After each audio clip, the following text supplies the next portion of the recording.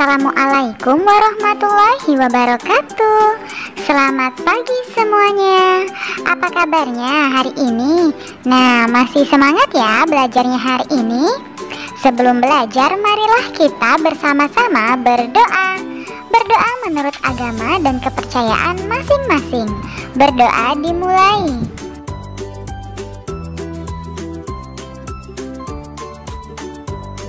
Berdoa selesai. Hari ini kita akan belajar materi kelas 4 tema 8, subtema 3 pembelajaran 4 mengenai bangga terhadap daerah tempat tinggalku.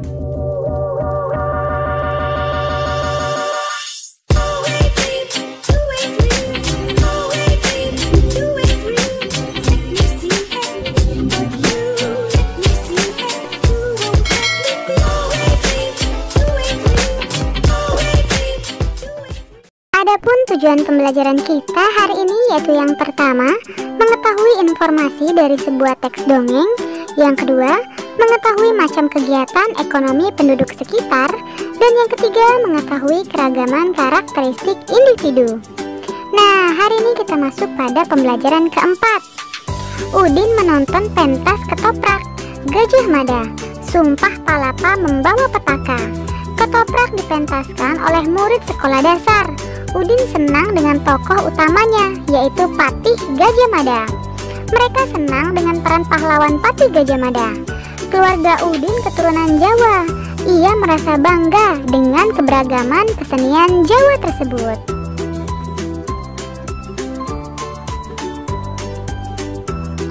Bentuklah kelompok terdiri dari 3 anak. Kemudian carilah cerita fiksi yang di dalamnya minimal ada 3 tokoh. Tuliskan nama dan sifat tokoh yang ada pada cerita yang telah dipilih. Peragakan peran dengan sifatnya yang sesuai dari cerita itu di depan kelompok lain. Sebagai contoh, kamu memeragakan Patih Gajah Mada dan 2 orang temanmu sebagai prajuritnya.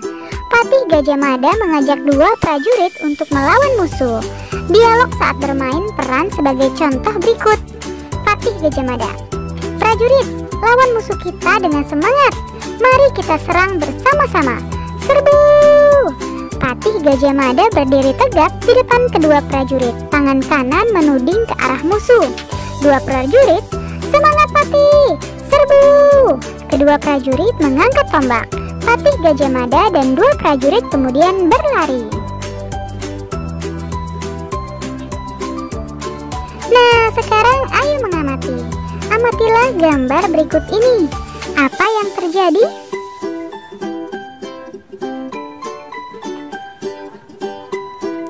Gambar di atas menunjukkan gambar cerita Cendelaras. Pernahkah kamu membaca tentang cerita Cendelaras? Atau mungkin kamu melihat video drama Cendelaras? Coba kamu cari informasi tentang cerita Cendelaras. Kamu bisa membaca buku atau kamu bisa memutar video. Kemudian tuliskan ringkasan mengenai cerita Cendelaras pada kotak di bawah ini. Cerita tentang Cendelaras. Silakan kalian tulis ya.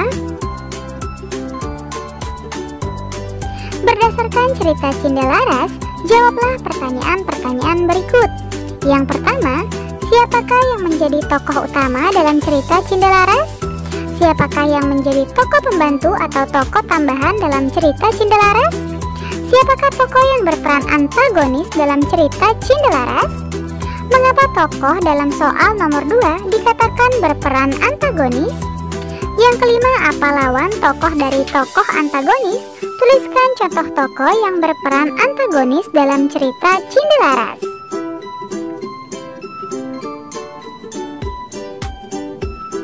Nah, sekarang jawablah pertanyaan di atas pada kolom berikut ini. Misalnya yang nomor 1, tokoh utama dalam cerita Cendelaras adalah Cindelaras itu sendiri. Lalu pertanyaan yang nomor 2, apa jawabannya? Iya, tokohnya yaitu Raja Raden Putra, Tabib, Permaisuri, dan Selir Raja Raden Putra. Nomor 3, tokoh yang berperan antagonis dalam cerita Cendelaras adalah Selir Raja Raden Putra.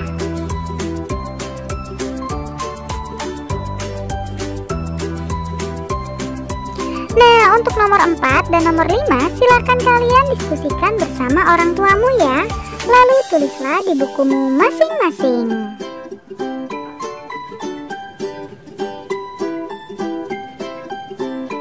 Kamu telah mampu menunjukkan tokoh utama dan tokoh pembantu atau tokoh tambahan dalam cerita Cindelaras. Masih ingatkah kamu dengan pengertian tokoh utama dan tokoh pembantu atau tokoh tambahan? Ayo menulis. Coba kamu ingat kembali pengertian tokoh utama dan tokoh pembantu atau tokoh tambahan. Selanjutnya tuangkan kembali dalam bentuk tulisan tentang pengertian tokoh utama dan tokoh pembantu atau tokoh tambahan sesuai ingatanmu. Tuliskan dalam kolom berikut ini.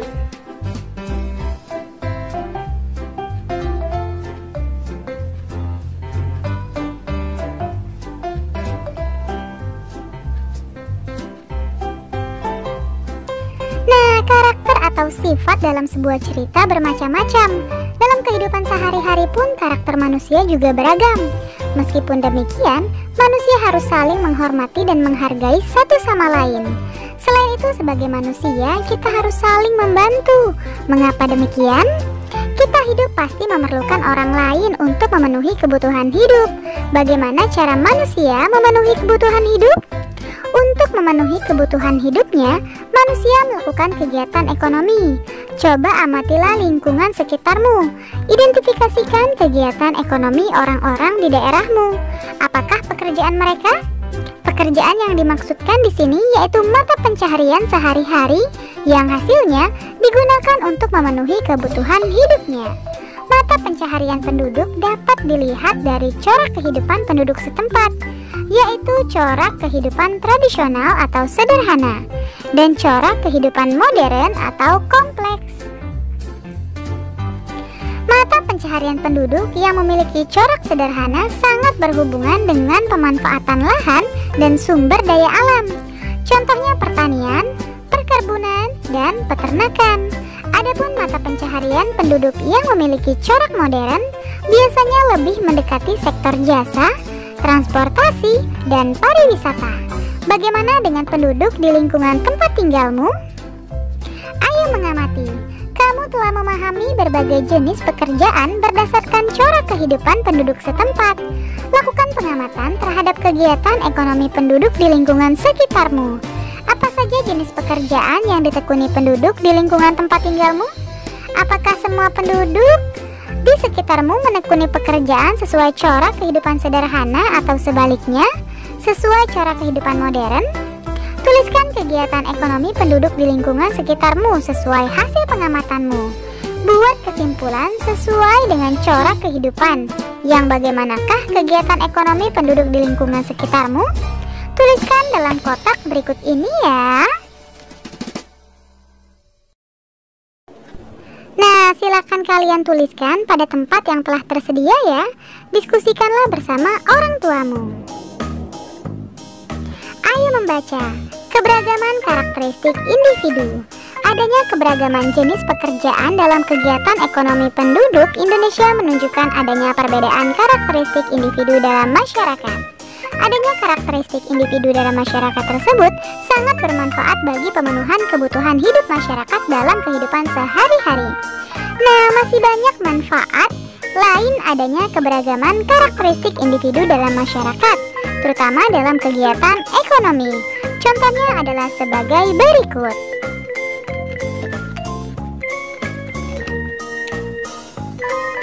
Yang pertama, menumbuhkan sikap nasionalisme.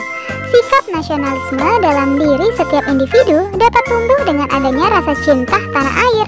Rasa cinta tanah air tercermin dari sikap mau menerima keberagaman karakteristik individu dalam masyarakat sebagai kekayaan khazanah budaya bangsa Indonesia. Dengan demikian, masyarakat akan senantiasa menjaga keberagaman karakteristik individu dalam masyarakat, bukan menghilangkan keberagaman tersebut.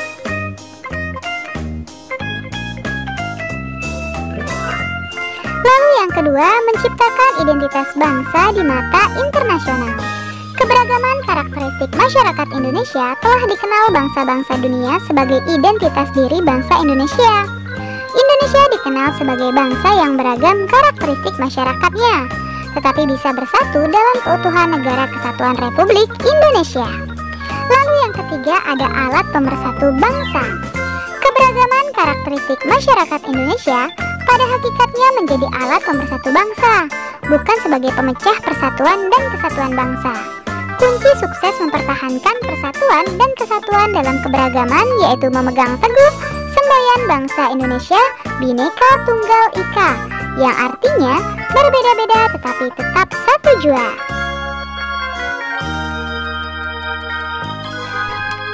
4. Sebagai ikon pariwisata. Keberagaman karakteristik masyarakat Indonesia akan memperkaya khazanah budaya bangsa. Kekayaan khazanah budaya masyarakat Indonesia yang beragam memberikan nilai keunikan dan keindahan tersendiri, sehingga mampu menarik wisatawan mancanegara untuk mengetahui dan mempelajari keberagaman budaya Indonesia. Yang kelima, menambah pendapatan nasional. Dengan menjadi simbol pariwisata, otomatis akan menambah devisa atau pendapatan negara. Yang keenam, memupuk sikap toleransi. Adanya keberagaman karakteristik masyarakat Indonesia menuntut sikap toleransi yang tinggi dari segenap masyarakat Indonesia untuk tetap menjaga keutuhan Negara Kesatuan Republik Indonesia. Sikap toleransi antar masyarakat dapat ditunjukkan dengan sikap saling menghormati perbedaan yang ada, tolong-menolong, dan menjunjung tinggi kepentingan bersama daripada kepentingan individu atau kelompok. Nah, sekarang ayo menulis. Sudahkah kamu memupuk sikap toleransi dalam keberagaman dengan masyarakat di lingkungan tempat tinggalmu? Apa bentuk tindakan memupuk sikap toleransi dalam keberagaman masyarakat di lingkungan tempat tinggalmu? Coba kamu tuliskan tindakan-tindakanmu yang mencerminkan sikap toleransi dalam keberagaman masyarakat di lingkungan tempat tinggalmu. Tuliskan dalam kotak berikut ini ya. Nah, sekarang ayo renungkan. Apa yang sudah kamu pelajari pada hari ini? Bagaimana perasaanmu saat melakukan kegiatan pada pembelajaran ini? Tuliskan pada kolom berikut ini ya hasil renunganmu. Untuk kerjasama dengan orang tua, dalam kegiatan ekonomi berbagai jenis pekerjaan yang ditekuni masyarakat, semua dilakukan dengan tujuan yang sama, yaitu memenuhi kebutuhan hidup sehari-hari. Keberagaman jenis pekerjaan dalam kegiatan ekonomi masyarakat tersebut sangat penting dalam pemenuhan kebutuhan manusia. Coba kamu diskusikan bersama orang tuamu hal yang akan terjadi jika semua masyarakat hanya menekuni satu jenis pekerjaan. Semua menekuni pekerjaan yang sama. Tuliskan hasil diskusi kalian pada kolom berikut ini.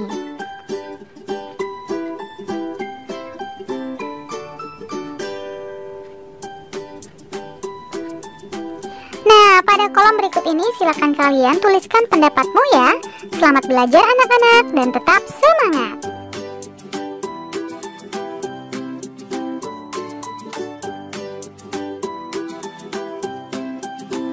Terima kasih kalian sudah menyelesaikan materi hari ini dengan baik. Kamu memang anak pintar. Ayah bunda, terima kasih ya sudah mendampingi Ananda hari ini. Semoga Ananda memahami materi pembelajaran hari ini dengan baik. Jangan lupa untuk membereskan perlengkapan belajar. Berterima kasihlah kepada kedua orang tua, serta berdoalah setelah belajar. Terima kasih. Sampai bertemu di materi selanjutnya. Dadah. Wassalamualaikum warahmatullahi wabarakatuh.